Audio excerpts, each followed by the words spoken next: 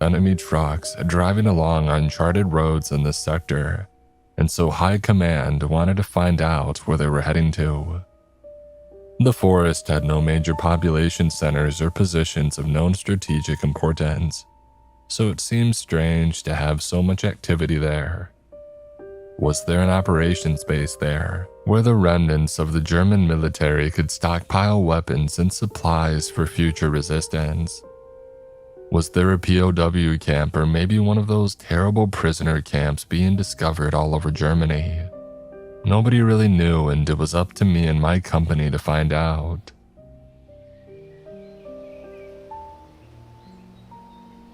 Moving through the forest, my company navigated through the trees and kept an eye out for any enemy activity.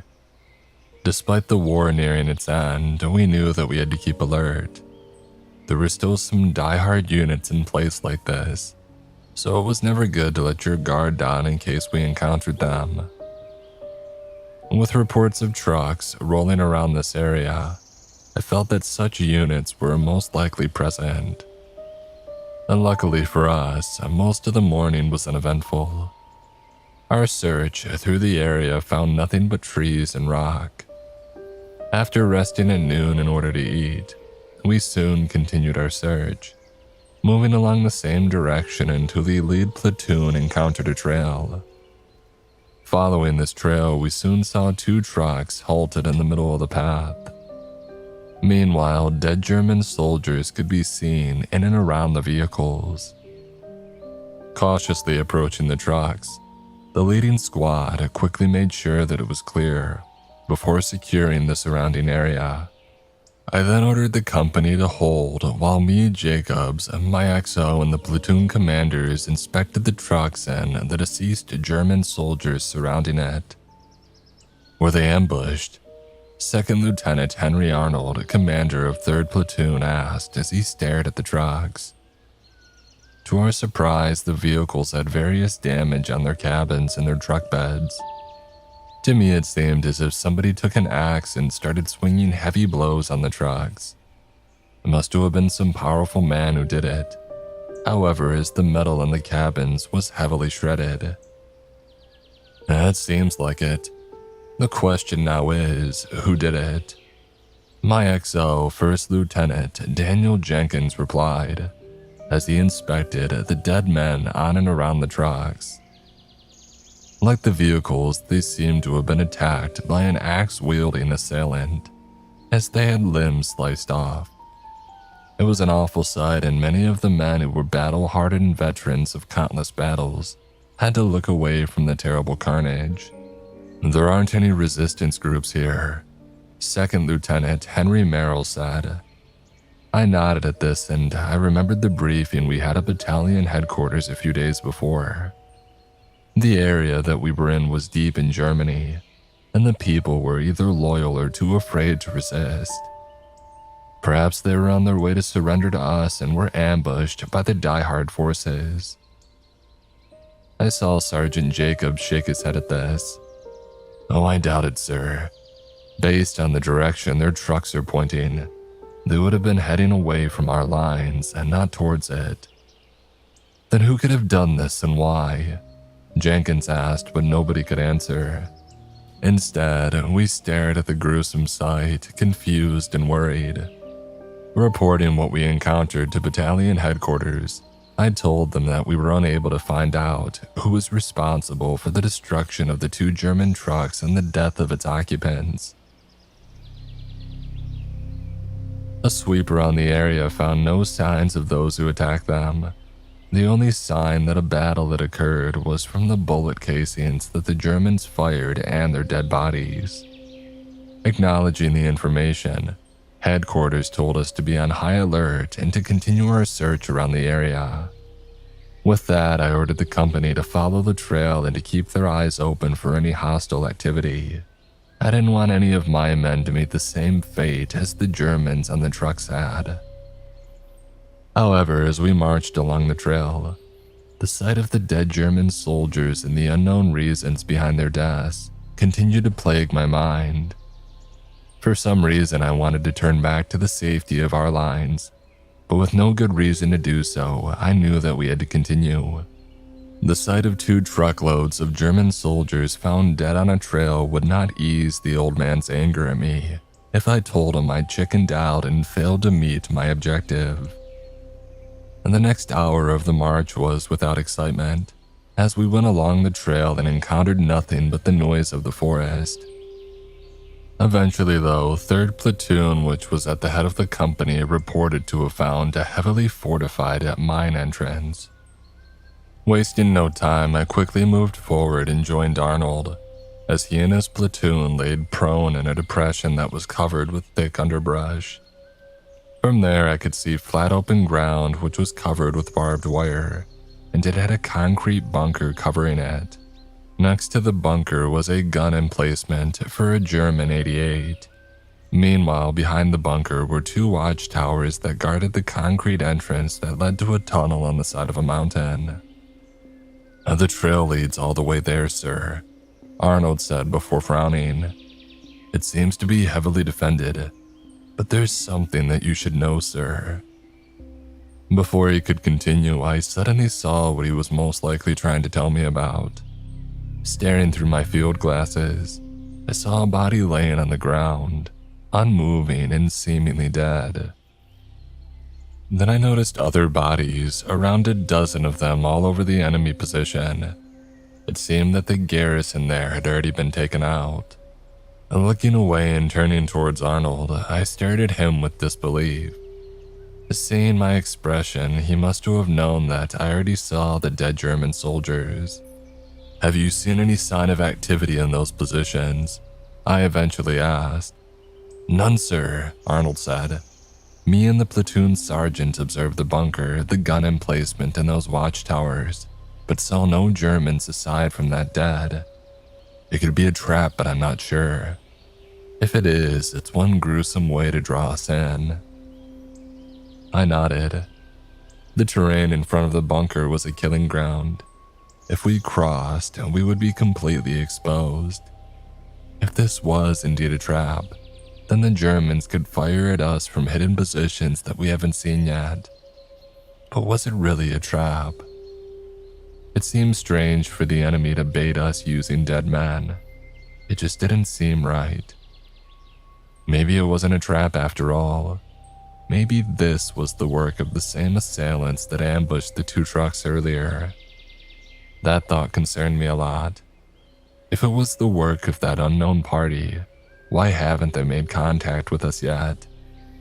Did it mean that they were hostile to both the Germans and us? We didn't know the answer, but we had to find out. To do that, however, we had to secure the enemy position ahead of us, and with that, I prepared the company to advance. The first to go forward would be 3rd Platoon. I ordered them to move up the trail and head towards the enemy bunker. As they advanced, the rest of the company would cover them, watching both the enemy fortifications and the high ground behind it, just in case there were enemy positions there. If they encountered heavy enemy fire, they were to turn back and regroup. As it turned out, their advance was met with no resistance. Eventually, they had reached the German positions, cleared and secured it, before signaling to us that it was safe for the rest of the company to join them.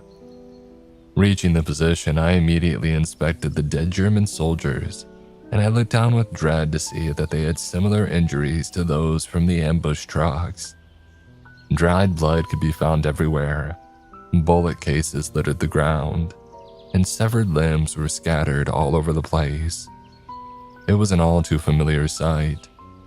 There was no doubt in my mind that they too were attacked by the same unknown party. And the question now was, who were they, and where were they now? Radioing headquarters, I reported our position to them and told them what we found so far. In my conversation with the commander, I noticed that the old man seemed to be more interested in news of us finding a mine than the report that unknown parties had attacked and killed the German garrison that guarded its entrance. His excitement regarding the former was probably because of the treasures that German mines seemingly held. Over the past month, Allied units have been finding mines that German authorities used as storage areas. Sometimes they used them to stockpile weapons and supplies. Other times they used them to hide their spoils of war. The old man was excited to find out what we had stumbled upon. Because of that, he ordered me to inspect the mine, while he and another company from the battalion moved towards our location. He wanted the inside of the mine inspected and secured by the time that he had arrived. I would have preferred not to bring my men inside. We weren't sure who was still down that mine, and if we ended up in a fight, a battle and confined in dark areas would be a nightmare. But I had orders to follow, and I didn't want to be on the old man's bad side once he had arrived. All I could do now was hope that whoever killed the Germans out here were friendly to us, and had also eliminated any Germans inside of the mine. Leading 2nd and 3rd platoon into the mine, I left 1st platoon and the weapons platoon under the command of Jenkins outside. They were to guard the tunnel entrance in case any German forces suddenly arrived and trapped us inside. Going through the tunnel, we saw more bodies on the ground. Some of them had been stabbed and others had limbs cut off. As I observed the bodies all over the tunnel, I couldn't help but wonder if they died trying to head into the mine or trying to get out of it. Managing to reach the end of the tunnel without incident, we found a large elevator platform. Just like other parts of this place, its floor was covered with dried blood. After inspecting the elevator to make sure that it was safe, a squad with the 2nd platoon commander, 2nd Lieutenant Justin Trevor, was lowered down.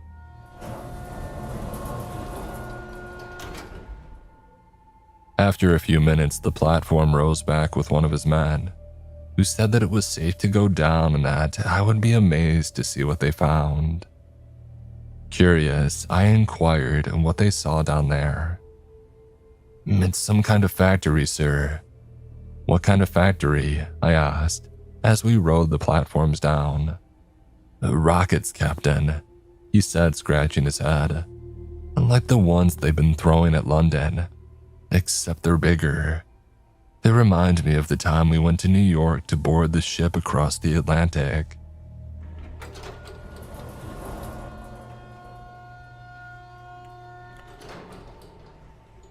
The rockets were indeed bigger. The underground room itself was huge. It was like an aircraft hangar deep under a mountain. Somehow the Germans had managed to carve out a gigantic room this far beneath the ground. Upon my initial inspection, the distance between the floor and ceiling was probably around 200 feet. All around this gigantic area were various rockets of various sizes, with some lying down and some standing up. This was indeed a factory for German rockets. However, just like above, dead bodies and bullet cases also covered the place. But unlike above, the dead were not just soldiers. Instead, it was a combination of soldiers and civilians, with the latter most likely being the technicians and laborers who worked in this facility. The presence of death within the mine itself told me that the unknown assailants had gotten in here too. Whether they were still in here or not, I wasn't sure, but the sight of so many dead was concerning. With us still not knowing what their intentions were, I ordered the men to keep their eyes open and to be careful at every corner. For all we knew, they might not be targeting just the Germans. As we began to search the area, I couldn't help but inspect some of the rockets that were held there.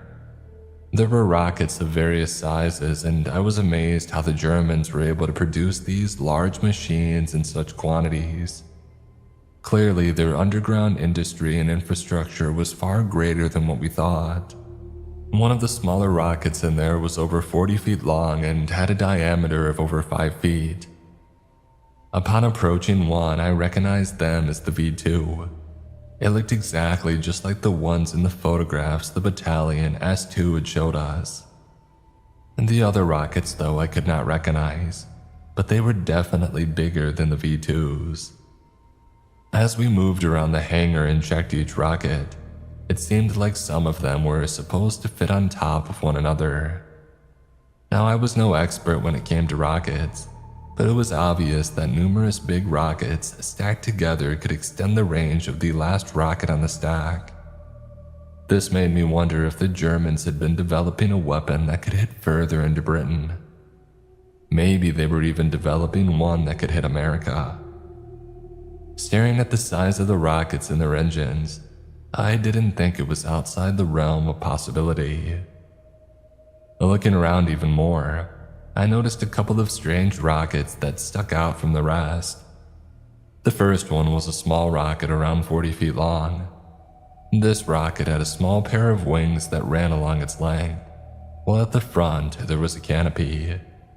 Clearly, this one was meant to be piloted.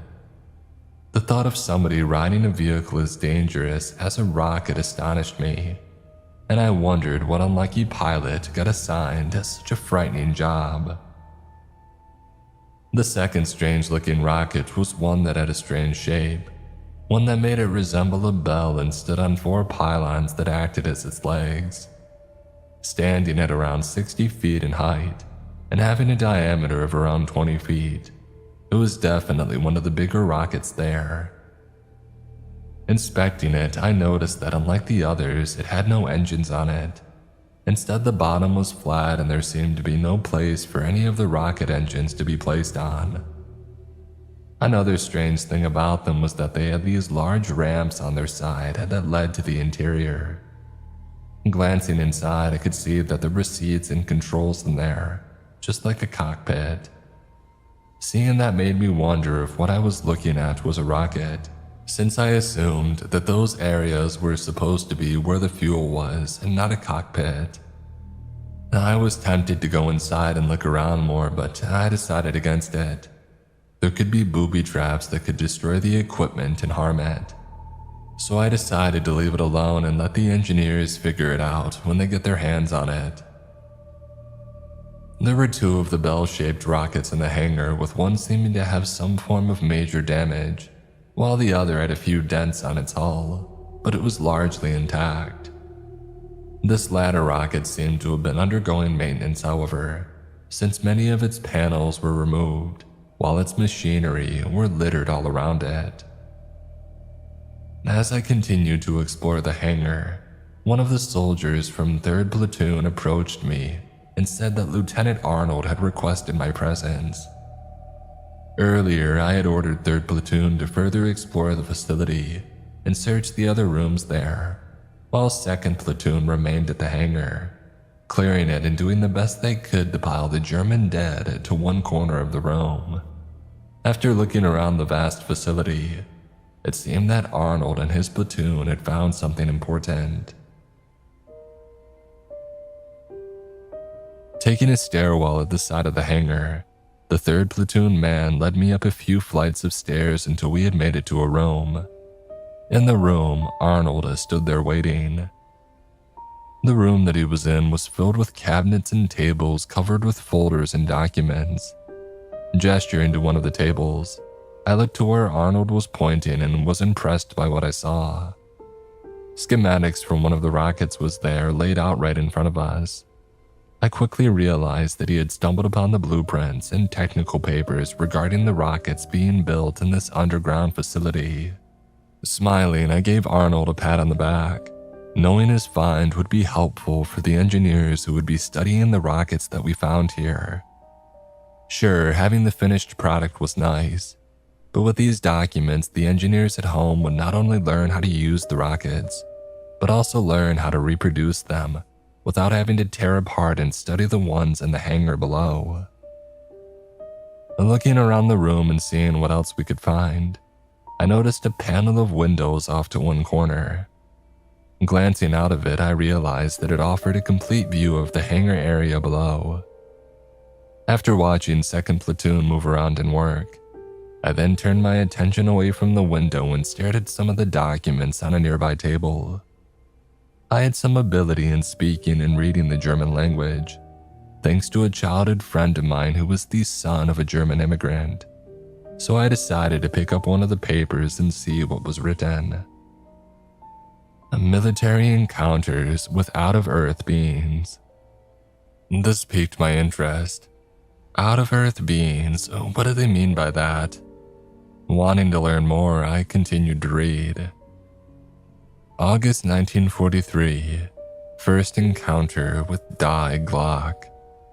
August 1943, first encounter with Die Glocke. A patrolling Me-109 from a fighter squadron based in France sighted a bell-shaped object flying near Paris. An attempt to intercept was made, but the object increased speed and altitude, preventing the Me-109 from catching up. Said flying object was later classified as Die Glocken. This made me think for a second.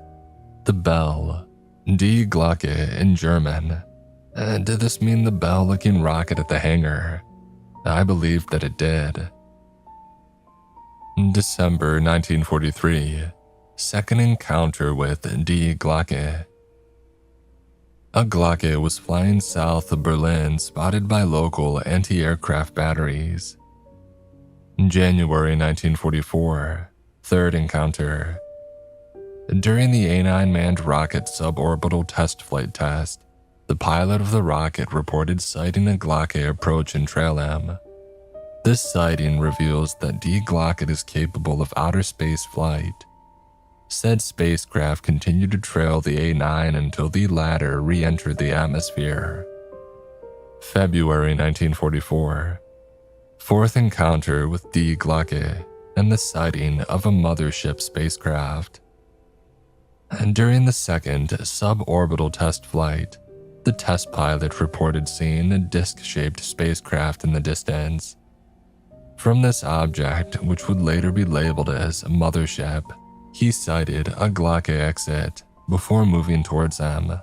The Glocke would trail the A9 until the latter re-entered the atmosphere.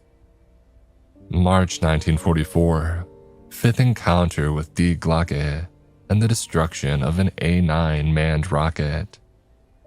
And during the A9's first operational mission, which was to conduct photo reconnaissance of Washington, D.C., the manned rocket was intercepted by a Glocke at an altitude of 390 kilometers above the Atlantic Ocean. The pilot reported seeing a bright flash of light emitting from Die Glocken before all contact and data from the A9 was lost. It was later determined that the loss of the rocket was due to an attack from Die Glocken through an unidentified weapon. After this incident, military high command has labeled these entities in orbit above the planet as hostiles. May 1944, the sixth encounter and the shoot-down of one by a Ju-88R1. After detecting an unidentified object flying over Nuremberg by radar facilities in the area, one Ju-88R was dispatched to intercept the flying object. The Ju located the object flying low and engaged it. After successfully scoring hits, the object crashed in the middle of the field. Ground forces would later recover the object and discover the deceased remains of out-of-Earth beings inside. The object itself would be recovered, identified as a Glocken, and taken to an underground facility for study. July 1944, Operation Jaeger. After careful preparations, military forces conducted a strike against the orbiting mothership. This task was given to the 1st Outer Space Squadron, 6 A9 manned rockets, each armed with a single radio-guided missile, and each stacked atop their own A-10 and A-11 rockets were launched to intercept the mothership spacecraft. Upon reaching orbit, the A-9s conducted course corrections in order to approach the out-of-Earth spacecraft and get within missile range. During the approach, a bell exited the mothership and approached the A-9s.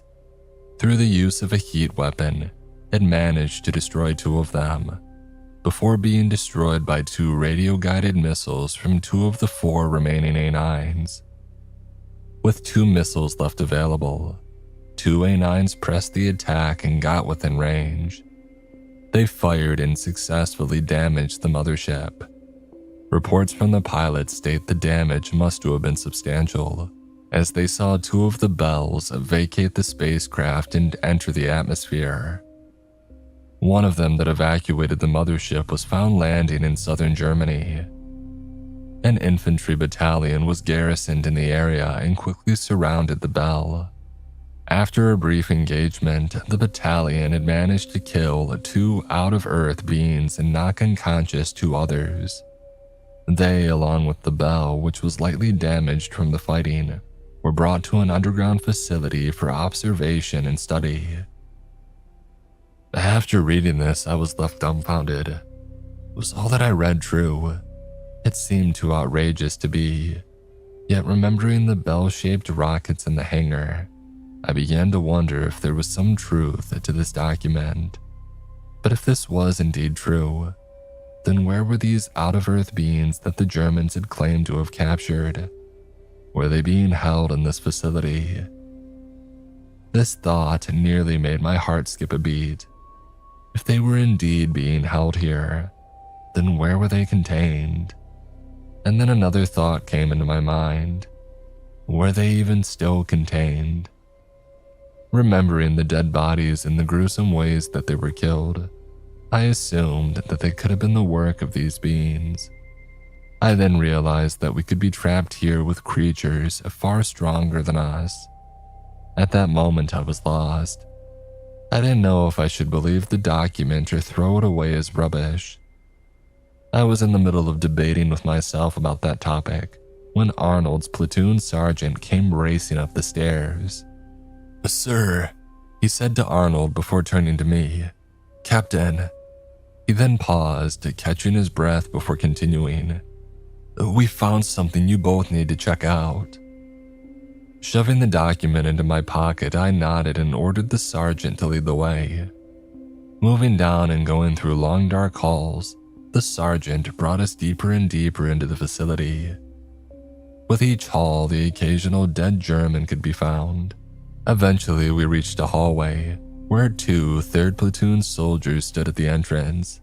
Laying on the floor next to them were two dead German soldiers, whose arms were cut off from their torso. Ushering us in, the platoon sergeant waited for me and Arnold to enter before following us. Inside the room were two large metal doors, both of which were ajar. Behind each door was a large metal bed that had multiple chains attached to it. It didn't take long for me to realize that it was some kind of holding cell.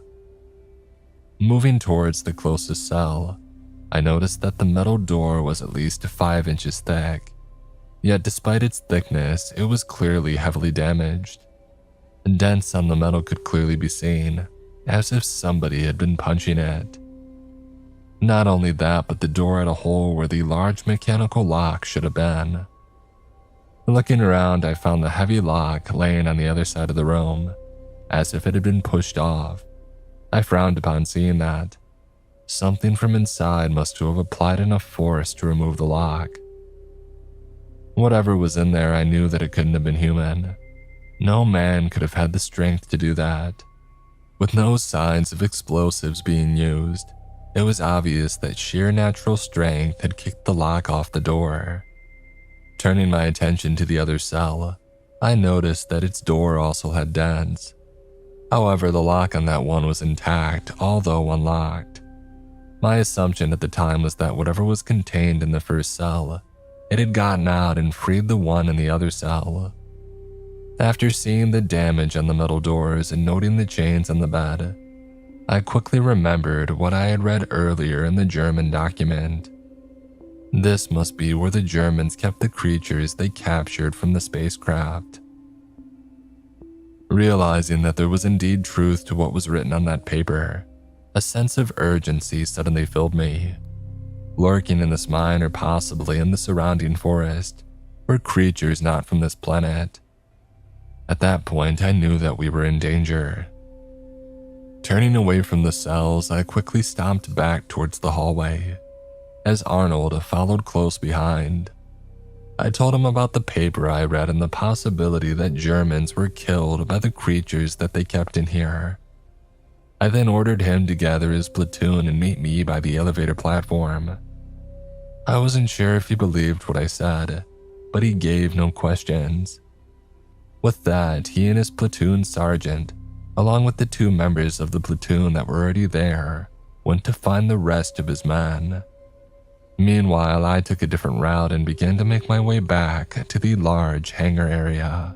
There was a threat in this mine and the whole sector. I knew that I had to get my men out of the facility in case one or both of the creatures was still in here. I also knew that I needed to contact the battalion commander and tell him about the possibility of a being from outer space lurking in the forest, waiting to ambush them like the 2 German trucks from before.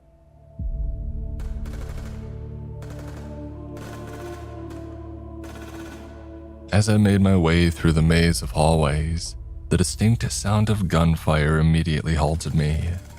It was a continuous burst, and I identified it as the sound of a Thompson submachine gun. One of my men was firing at something. Raising my rifle, I made sure that it was loaded and ready to go, and then taking a step forward, I cautiously navigated the hallways, being careful with each corner and making sure that there was nothing there to ambush me. Eventually, I began to hear voices as I neared a turn towards another hallway. Recognizing the voice, I felt some relief knowing that it came from First Sergeant Jacobs. However, the relief quickly turned into panic as I realized what he was saying. "Come on," I heard him shout. "Move faster, it's gaining on us." Rushing forward and turning the corner, I looked on to see 3 of my men heading towards my direction. A terrified expression could be seen on their faces as they ran for their lives. Behind the 3 was Sergeant Jacobs, who held his ground and fired his submachine gun at something at the other end of the hallway. Since the lighting there was dark, it was hard to tell what exactly he was trying to hit. But as he turned around to fall back, a creature that I've never seen before soon emerged from the darkness. It was strange and it was terrifying. The creature was nothing what I had expected a being from space would have looked like. I had read a couple of science fiction comics before the war, and every single time they showed creatures from other planets, they always looked human. However, what we had encountered in the facility was far from human. At first glance, the creature looked similar to a spider, a very large spider that towered over an average man.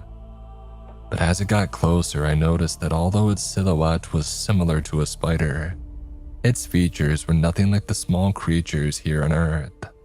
Its body was nothing but a large black eye with a glowing red pupil. It was frightening and unblinking, and I watched as it stared at Jacobs with murderous intent. Protruding from that eye were 8 legs that moved in a fluid manner that was dissimilar to the way that I knew spiders walked. It was also fast, as I saw it get closer and closer to Jacobs. Soon it looked like it would be in range to jab one of its legs at the sergeant. Remembering how many of the dead here had limbs cut off from their bodies, I feared that these creatures may have had razor-sharp legs that could easily cut through flesh and bone. Deciding to cover Jacobs as he retreated, I raised my rifle and pointed it at the creature's eye. With it standing tall, I was able to aim it at it without the risk of hitting the 4 men heading my way. Firing a few rounds at it, I managed to hit the creature. However, despite landing hits on it, the eye seemed unfazed. Instead, it took a quick glance towards me before returning its attention back on Jacobs. The eye was clearly tougher than it looked. Unable to stop it or slow it down, I looked down with horror as it closed on Jacobs and extended a leg towards him. In a swift motion, the leg stabbed him in the back and exited out of his chest. The creature then lifted the screaming Jacobs and tossed him to the side. his body impacting the wall before falling on the floor. Then, without failing to stop, the creature continued to move and started heading towards my direction. Realizing that bullets wouldn't be able to stop it, I decided against wasting ammunition on it. There was no hope fighting it. The only way to survive it was to get away. Once the 3 other men had gotten past me, I turned around and joined them. We didn't know where we were going, but we didn't care. As long as we were heading away from the creature, then we would be safe. From behind, I could hear the sound of its sharp legs tapping on the concrete floor as it trained to gain up on us. Never before had I felt fear as the one I experienced at that moment. My mind flashed images of Jacob's getting stabbed by its legs, and I was afraid that I would meet the same fate. I don't know how long we ran, but eventually we reached an area where one hallway intersected another. Staring at that intersection, I saw the silhouettes of a couple of men. Calling out to them as we got closer, I soon recognized Arnold among them. "Fall back," I shouted at him. "Get away!" He just stared at me with a stunned and confused expression. Clearly, he and his men hadn't encountered the creature yet. It didn't take long for him to see it though, as I could hear it close behind me. The change on Arnold's face was clear, as I saw him fix his gaze to what was behind me. Without wasting time, he pointed his rifle towards the creature and shouted orders to his men to open fire on it. I wanted to tell them to run away and not waste time shooting at it, but my words were drowned out by the sound of rifle and submachine gun fire that echoed in the hallway. I cursed in frustration at this, knowing that their bullets would do nothing to the creature. However, as we got closer to Arnold and his group, I noticed them cease fire. Turning my head, I looked on in disbelief to see the creature turning around and fleeing from us. Although it did not seem to be injured, the volume of fire Arnold's men had poured out must have been enough to dissuade it from pressing on its advance. I had to remember that although it was strong, it wasn't invincible. The Germans, after all, had managed to kill 2 of them. Conferring with Arnold once we were sure that the creature was nowhere near us anymore, he told me that he had around a squad of his men gathered with him. His other 2 squads were still spread out in other levels of the facility, so he had the platoon sergeant look around for them, while he led the rest to where he had heard gunshots erupting. Due to the complexity of the facility, Arnold and his group got lost and were in the middle of trying to figure out where they were when they ran into my group and the creature that trailed us. Once he was done telling his perspective, I then informed him that we had to get up and out of the mine as soon as we could. The need to inform the battalion commander of the situation was crucial. When he asked about his men that were still spread out in the facility, I regrettably told him that we could only hope that the platoon sergeant could find them and lead them out of here. There was not much that we could do in locating them, and if we stayed here, we would only become targets for the creature. Begrudgingly, he nodded his head. I didn't like the idea either, but our priority at that moment was to inform battalion headquarters of what we had encountered here. Working together, our group cautiously navigated the various hallways as we listened for any sign of the creature nearby. Somehow, after many fearful minutes of wrong turns and shooting at things that weren't there, we managed to reach the large hangar. By then, our group had increased to 20 men, as we gathered some scattered soldiers from 3rd Platoon. I had expected somebody from 2nd Platoon to meet us upon our arrival there, since they surely must have been alerted by the various gunfire. However, what I saw made my heart sink.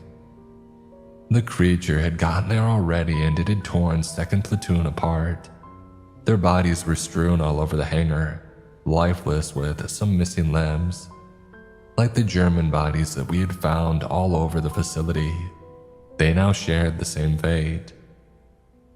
I wasn't sure how many of 2nd Platoon remained, but I knew that more than half of them were gone now. Since the various squads were spread out throughout the large room, the creature must have been able to take them out one by one. Unable to form a heavy wall of fire just like we had earlier, the members of the platoon were cut down and left helpless to stop it. This must have been what happened to the Germans in this facility.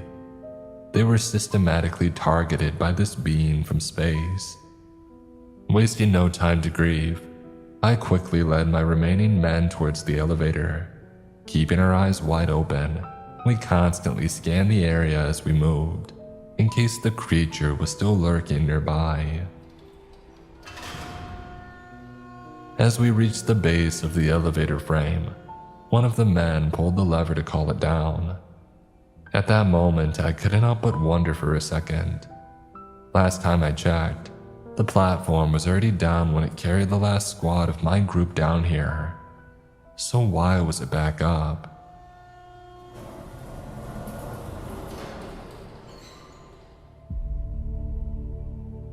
My question was quickly answered when I saw the open platform lower down with a creature standing on it. I wasn't sure if it was the same creature we encountered before or a second one that had been lurking outside the mine. Whichever it was, the fact that it was outside told me that it must have gone out to attack 1st Platoon and the Weapons Platoon, which were posted at the mine entrance. This only further demoralized me, as it meant that more of my men had been killed. Staring at the creature as it descended, I watched as it leapt out of the platform before it fully got down. Landing just behind us, the creature immediately stabbed one of its legs before we could even fire a shot. Its attack struck one shoulder and penetrated him right on the chest. As the creature pulled back its leg, the man fell to the ground, before laying flat as blood pooled around him. Letting loose our weaponry against it, we fired everything that we got at it.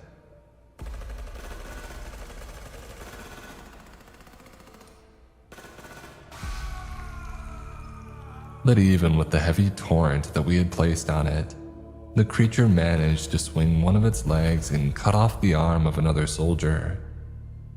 Quickly, he was grabbed and supported by the man standing next to him, but this resulted in a slight reduction in our firepower. Our onslaught against the creature was further reduced when I heard the distinct sound of multiple legs crawling from another corner of the hangar.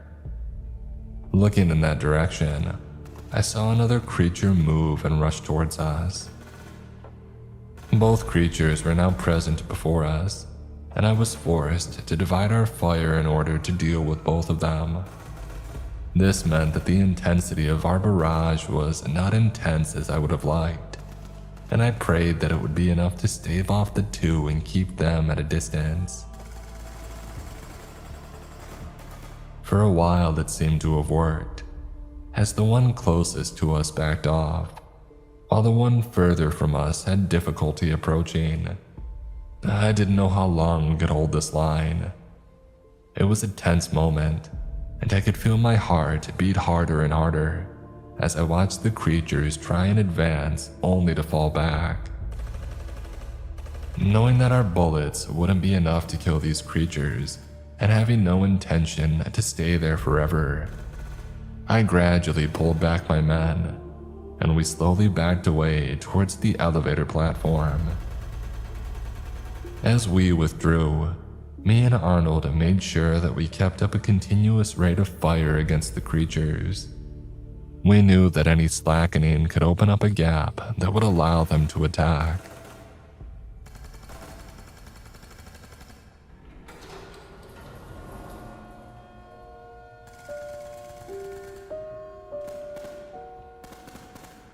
Slowly but surely, we managed to get on the elevator and gradually rise up from the hangar.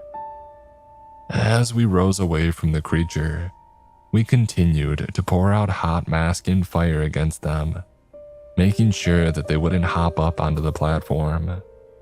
Only when we were sure that they couldn't get us did we allow our bodies to relax and crash.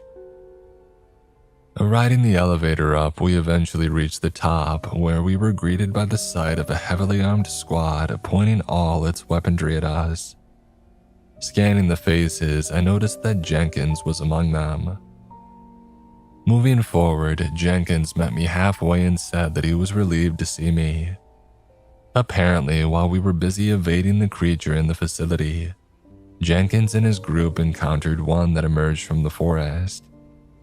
Rushing towards their position, they fired at it with all they got, but it continued its advance. Upon reaching their position, it managed to kill 2 men from 1st Platoon before rushing towards the mine entrance. As they chased after it, they watched it operate the elevator and descend down to where we were at. After that, Jenkins informed the old man of what just happened, as he and the group kept careful watch of the elevator. They had assumed that the creature got to us and had massacred my group, so he was relieved to see us get back up. An hour after returning to the surface, the battalion commander arrived within another company. After briefing him of what occurred, he told me to gather my men and have them rest along the nearby tree line. The company that he brought with him will be taking over the duty of guarding the mine entrance. Asking him when they'll be sending a team to go down the mine and secure the facility below, he told me that he won't until further reinforcements arrive. When I told him that I still had men down there, he simply shook his head. "Oh, they're not worth the risk of losing more of my men." Dejected, I kept silent as I watched him walk away. A few hours later, the rest of the battalion arrived, along with a company of engineers that was loaned to us by division headquarters. Armed with flamethrowers, bazookas, and light machine guns, a company from the battalion, along with the engineers, moved into the mine and descended down to the facility. We waited anxiously for the courier that they would send up once the operation was finished. After an agonizing hour, the courier came and said that the creatures were dead. One was killed after being set alight by a flamethrower and finished off by gunfire. The other was killed by a combination of bazooka and light machine gun fire. The price for this result was heavy. Around 30 men were killed. Later on, a new company was sent down to the facility to search for the missing men from my 2nd and 3rd platoons. They were found, but all were dead. For the next few days, we remained in the area, keeping the facility secured. And then 5 days after we had first entered the mine, 3 companies of military police arrived, along with officers from the Office of Strategic Services. One by one, the officers from the OSS visited each company and told us all the exact same thing. The events that occurred in the facility did not officially happen. We were to keep quiet about it, to never tell anyone. If asked what had happened to our units during the past few days, we were to say that we encountered a German resistance pocket in the area and engaged them in heavy fighting. With that, they ended their talk with a threat, saying that any men who spoke of what really happened here would be found and dealt with. We didn't need an explanation to know what he meant. We stayed there for another day before regimental headquarters sent trucks to pick us up. The MPs would be left in charge of guarding the facility, as the OSS officers took over all operations there. As we drove away from the mine, I gave one last glance at it before looking away. Quietly, I prayed that I would never see such horrors like that again. My grandfather left this account in an old notebook. I found the notebook in a box filled with his old things during his military service. After his death last year, I was hoping to make a little article about him online, in order to honor the man my family knew and loved. However, after reading this account, I'm left to wonder if what he wrote was real or not.